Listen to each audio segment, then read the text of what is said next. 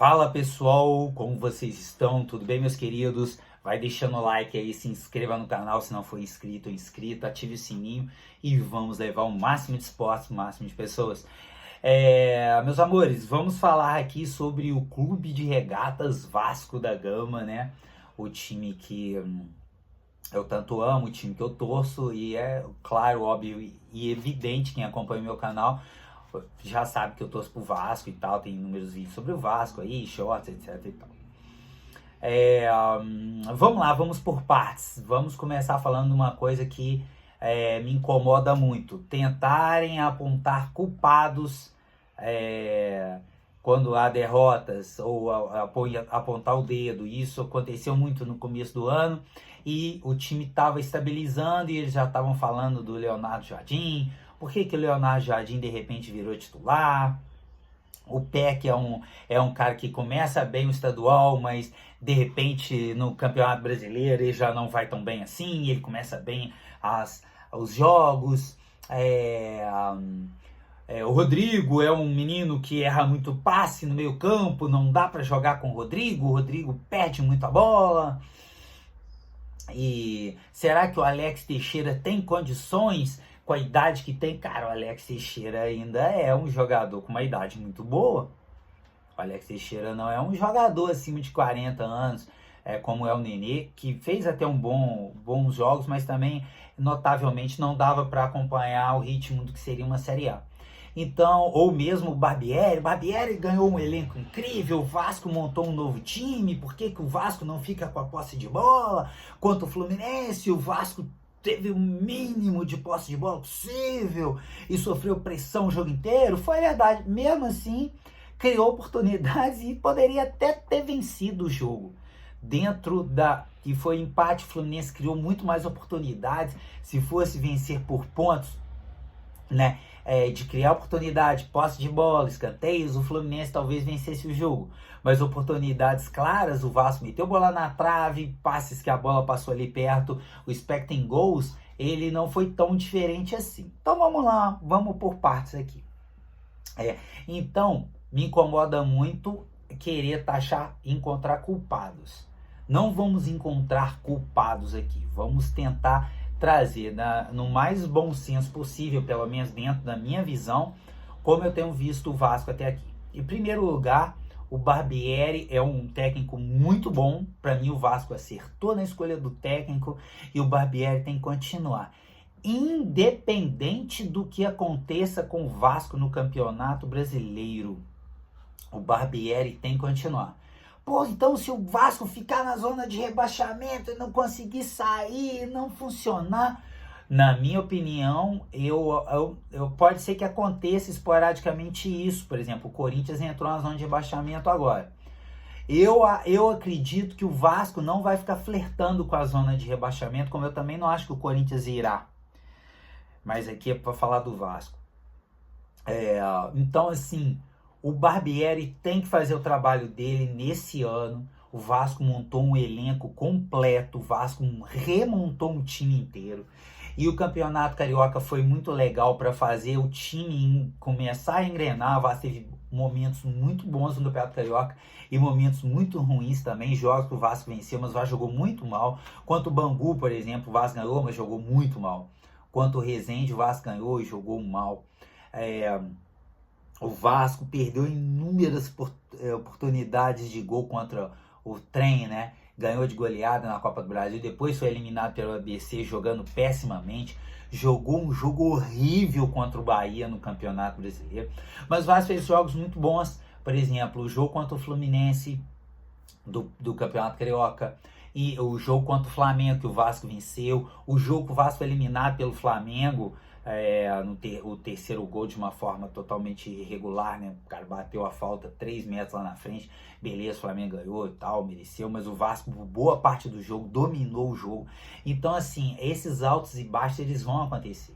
Outra coisa aqui em defesa do Barbieri, ele já inclusive falou isso em entrevista, o Vasco está à procura de um meio armador, e esse meio armador não chegou até hoje, e o Vasco a gente vê notoriamente que precisa de um cara para armar, ficar um pouco mais com a bola, segurar o jogo, trocar passe, enfiar. Não está acontecendo. E aí, agora também é interessante a gente fazer críticas justas e situações que nós vamos vendo, né? Individualmente, eu acho que o Vasco tem pontos positivos fantásticos. O Leonardo Jardim é um dos melhores jogadores do Vasco no ano. O Gabriel Peck, o Piton, o Léo, o Bambu, que, pô, eu não confiava tanto nos primeiros jogos que eu vi. Pô, o Bambu tá jogando uma bola redondinha.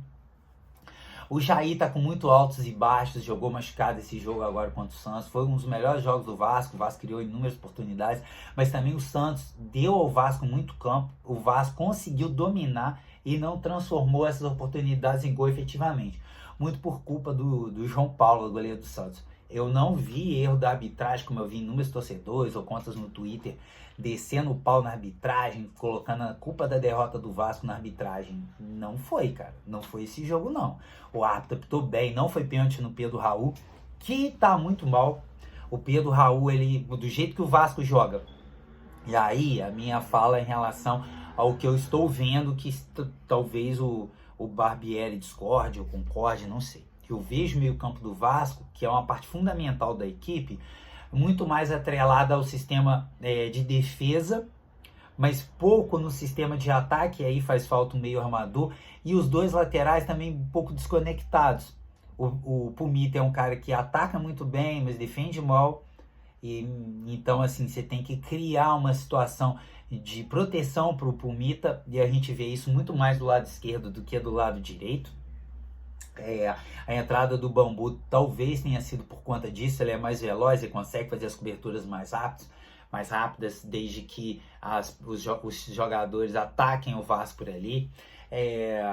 Eu acho que o Vasco, alguns jogos, não necessariamente poderia jogar com 3 no meio, jogar com 4, e em algumas partes do jogo o Barbieri já tem tentado fazer isso, eu tenho enxergado, contra o Santos mesmo, ele fez isso, ele colocou o Figueiredo e o Galarza. O ataque do Vasco era o Pedro Raul e o Peck. Só que como o Vasco ficou muito com a bola, o Vasco acabava atacando com mais jogadores. O Piton jogou como ponta esquerda grande parte do jogo. O Galarza, em alguns momentos, jogava por dentro e o Figueiredo jogava entre o Galarza e o Piton, né? E em alguns momentos o Galarza abria, e ele já tinha feito isso em alguns jogos, até contra o próprio Fluminense, esse jogo eu falei, para dar amplitude, e fazia com que o Piton passasse um pouco por dentro, indo pela linha de fundo, mas não exatamente tão colado na linha lateral.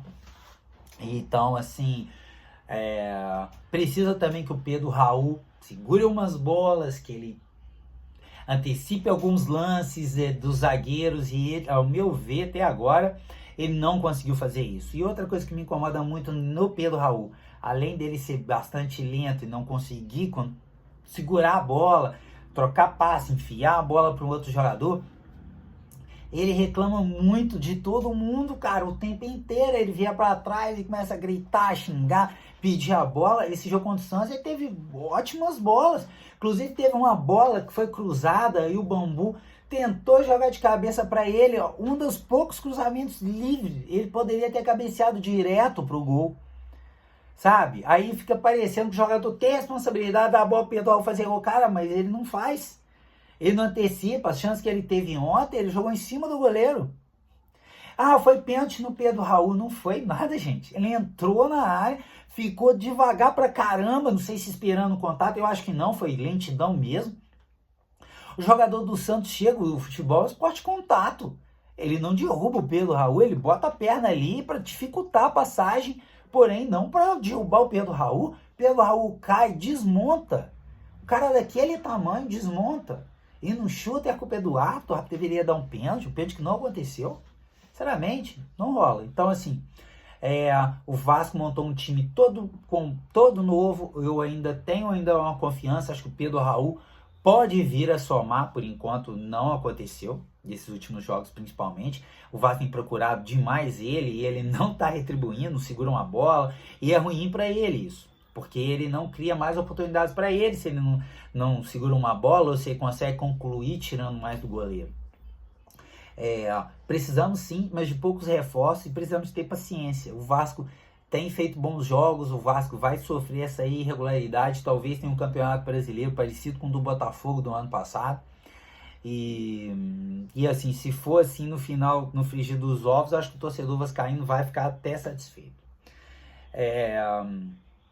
Até agora eu acho que o trabalho ainda está no começo. Eu imagino o Barbieri fazendo o Vasco crescer muito de produção a partir do mês de junho ou mesmo julho, quando vai acontecer do Vasco ter um elenco mais completo. Já falaram que não vão contratar, não sei, eu acho que o Vasco precisa pelo menos de mais um cabeça de área, ou um cara que faça o segundo homem, um atacante e um meio armador. Então o Vasco precisa de três, dois para o meio campo e um para o ataque. O Vasco precisa de alguém para competir de fato com o Pedro Raul pela posição. O Vasco não tem um atacante que seja mais versátil, alguns momentos jogar no lugar do Pedro Raul, às vezes jogar com o próprio Pedro Raul. Então, assim, por enquanto eu tô com o alerta ligado, mas ainda tranquilo em relação ao que eu vejo de esperanças no Vasco, não, né? Que é fazer um bom campeonato sem sustos, como foi prometido pela 777, né? Não sei o que vocês pensam, geralmente o torcedor fica muito bravo, né? O torcedor que é muito passional, que usa o espaço da internet para xingar, para brigar e ser mal educado, não sei. Mas espero que vocês possam fazer os comentários aí com educação e com respeito, colocar as opiniões de vocês também. Beleza? Serão bem-vindas. Grande beijo, forte abraço e vamos que vamos.